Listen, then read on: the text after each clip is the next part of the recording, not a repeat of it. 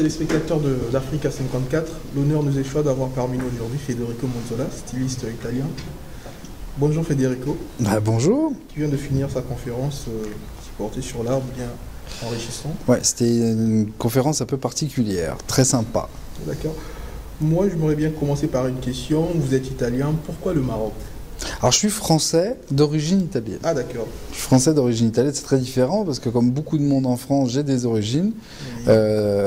Mon grand-père est arrivé d'Italie, moi je suis né en France et donc j'ai cette double culture en fait, franco-italienne. D'accord, donc vous êtes dans le monde de la mode il y a plusieurs années, vous avez travaillé avec des grands stylistes, Francesco Smalto. Aujourd'hui, vous avez créé votre propre marque, Federico Monzola. Vous conservez toujours cette tradition sartoriale. Si vous pouvez nous parler un tout petit peu de cette tradition sartoriale et quelle est votre touche personnelle par rapport à cette tradition aujourd'hui? Alors, c'est une très bonne question. La touche sartoriale, les tailleurs, on voit un petit peu ce métier comme des gardiens du temple. C'est-à-dire qu'il y a une manière assez mondiale de faire la mesure, puisqu'il y a des grands codes. On parle beaucoup de codes parce qu'en fin de compte, il y a une recette, comme les grands chefs de cuisine. Alors, comment on devient chef de cuisine en apprenant à devenir un chef, mais d'un autre côté, tout comme les tailleurs, on apprend à devenir tailleur en maîtrisant les codes et en maîtrisant la technique. Après, la valeur ajoutée, elle est très personnelle. Elle est très personnelle dans le sens où on essaye d'abord par un univers. Moi, j'aime beaucoup, pour ce qui est de ma maison, j'aime beaucoup cet univers qui tourne autour de Gatsby le Magnifique, des années 60, des années 20. J'aime beaucoup ce qui touche à l'image type Chicago, Al Capone. Moi, j'aime beaucoup cette période-là et j'essaye de la retranscrire dans nos collections, dans nos couleurs et nos coupes. Après, c'est pas le travail d'un seul homme. J'ai mes équipes, j'ai surtout mon associé qui lui a une formation d'ingénieur. Et cette espèce de vue quasi mathématique de la vie, c'est ce qui aussi fait l'originalité de ma maison. Notre tandem est particulier. Il n'est pas juste artistique.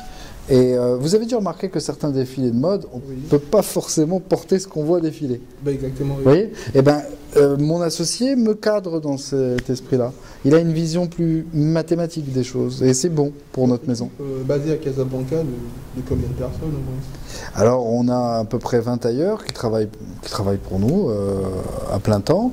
On a aussi 2-3 personnes qui sont en formation parce qu'on a une petite école de formation au sein même de l'atelier.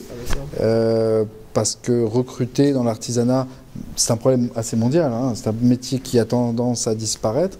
Alors, on a la chance d'être au Maroc qui, lui, a conservé cet art de la chose qui existe partout dans le monde, hein, en tout cas dans les plus vieux pays. Mais le Maroc possède encore, je pense, à taux beaucoup plus élevé. Il est plus facile de faire un beau fauteuil Chesterfield au Maroc que ça ne l'est à Paris, en tout cas pas dans les mêmes prix. Donc il y a un savoir-faire qui est encore là et qui est séculaire. Maintenant, notre job chez Monzola, c'est de créer une passerelle entre l'art italo-franco-anglo, je dirais pourquoi pas marocain, et de créer une passerelle en tout cas dans des pays qui sont nés en Angleterre, en France et en Italie, et sur des styles bien définis. Donc, comme vous l'avez dit, vous conservez toujours cette tradition sartoriale, vu que vous êtes passé par le grand couturier Smalto. Mais on dit aujourd'hui que c'est la haute couture, je veux dire ainsi, un Smalto c'est la haute couture. C'est de la couture. C'est un monde fermé. Donc si vous conservez cette tradition, ça aller un peu vers le grand public. Ouais, ça nous colle à la peau, c'est totalement faux. C'est totalement faux. Je peux vous assurer que demain, vous prenez un billet d'avion, vous rentrez chez Smalto, ils vous accueilleront avec un café et un grand sourire. C'est totalement... Alors, c'est fermé de facto. Parce que quand un costume vaut 5 000 €, vous vous doutez bien que le passant avec une glace à la main qui se balade sur les Champs-Élysées, il ne va pas rentrer chez Smalto ou chez Louis Vuitton. C'est un peu normal. Par contre, ça ne veut pas dire que vous n'y êtes pas le bienvenu. Donc, au contraire. Au contraire. Et puis, si c'est un moment où ils ne sont pas trop occupés, ils prendront le temps de vous expliquer et de vous dire ce qu'ils font et qui ils sont. Donc, non, c'est fermé de facto par le prix, c'est vrai. Parce que c'est une gamme, et on le déplore. Ce sont des matières qui deviennent de plus en plus rares d'année en année, qui s'appelle la toison d'or. On l'appelle comme ça parce qu'il y a à peine 1 tonne qui est libérée par an pour toutes les maisons de couture du monde. Oui. C'est normal qu'elle coûte excessivement cher. Ce sont des matières extrêmement précieuses comme le diamant, comme ces choses-là, à des, bien sûr, toutes proportions gardées, mais ce qui est rare est cher.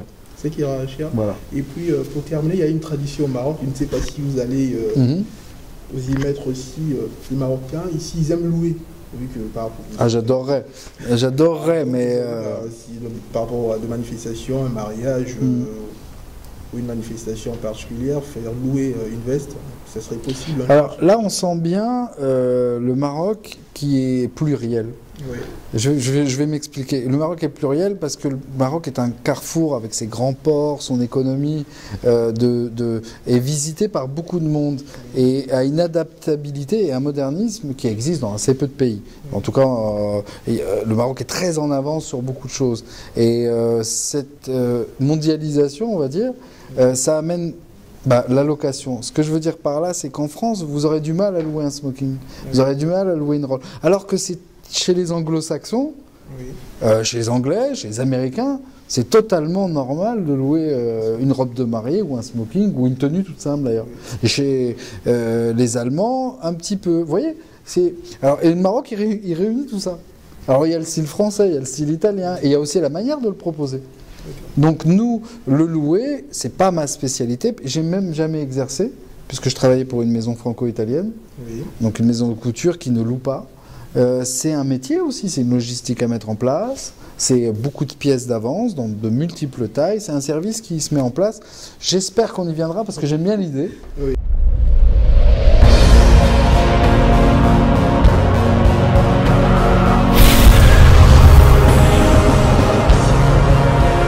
Merci à vous, chers téléspectateurs d'Africa 54. Restez connectés sur nos antennes.